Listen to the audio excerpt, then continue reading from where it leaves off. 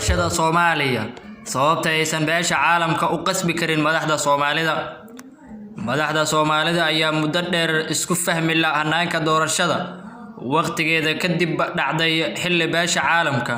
ay dadaal ugu jirto sidii dhinacyada kala aragtida duwan la isugu soo dhaweyn lahaa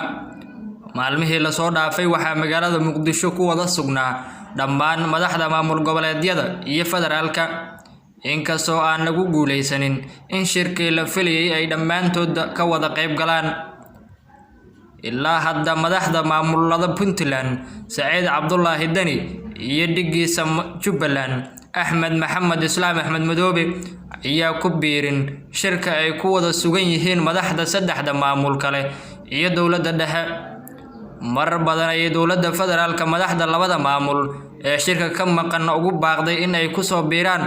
war-saxaafadeedkii ugu dambeeyayna waxa ay madaxtooyada Soomaaliya ku sheegtay in Dani iyo Axmed Madoobe looga codsanayo inay ka qayb galaan shirweyne dhawaan looga hadli doono xaaladda Soomaaliya hase ahaatee war-saxaafadeed wadajir ah oo Puntland iyo Jubbaland ay maanta soo saareen ayay ku sheegeen in mas'uuliyiinta dowladda dhexe ay xagal daacinayaan shirkii loo ballansanaa in uu ka qabsoomo magaalada Muqdisho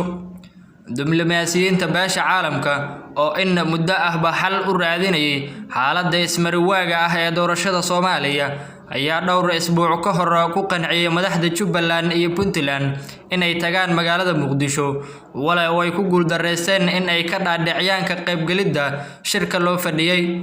beesha caalamka ma qasbi kartaa madaxda Soomaalida Professor Ibrahim Faarax Bursalid oo ah qabiir falanqeeya arrimaha siyaasadda ee Soomaaliya ayaa warbaahinta u sharaxay dhowr sababood oo fikri ahaan uu qabo in beesha caalamku aysan cadaadis xad dhaaf ah ku saari karin siyaasiyiinta khilaafku ka dhaxeeyo ugu horeyn waxa uu Professor Bursalid qeexay in hadda laga soo gudbay xilligii beesha caalamka hoggaanka u haysay masiirka Soomaalida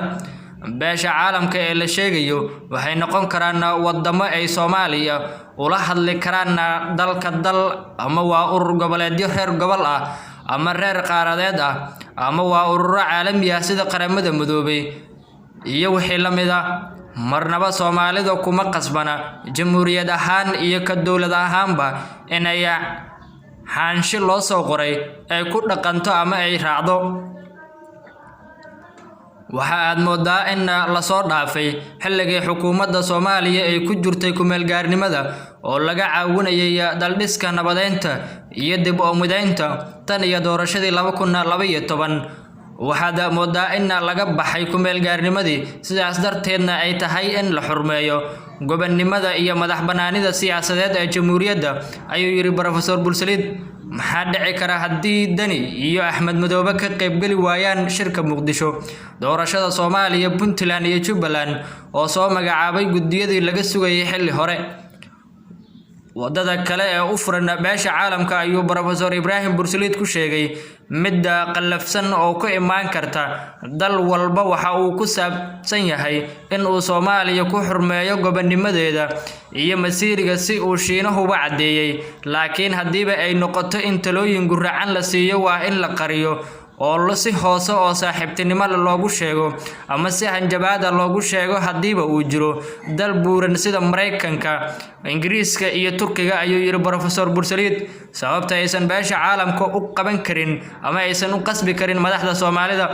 sababta ugu muhiimsan ee aysan beesha caalamku aanay dhinacyada isugu soo dhaweyn karin wax weyn aysan ugu qaban karin waa inay doonaynin in danihii ay dalka kala hayeen xukuumadda markaasi jirta ay wax kaga waayeen ama maamulada laga yaabo birito in laftiisa uu muhiimad gaar ah u yeesho ay diidayaan inay aad u cadaadiyaan ayuu yiri Professor Bursalid oo la hadlay saxaafadda doorashada madaxweynaha Soomaaliya oo waqtigeedu ahaa 8 bishii February ayaa ilaa ay hadda u xayiran inay qabsoonto doorashada ka horeysa ee golaha baarlamaanka muddada xilhaynta Maxamed Cabdullaahi Farmaajo oo 4 sano ahayd ayaa ku ekeed 8 February mucaaradkuna waxay sheegeen inaysan u aqoonsanin madaxweyne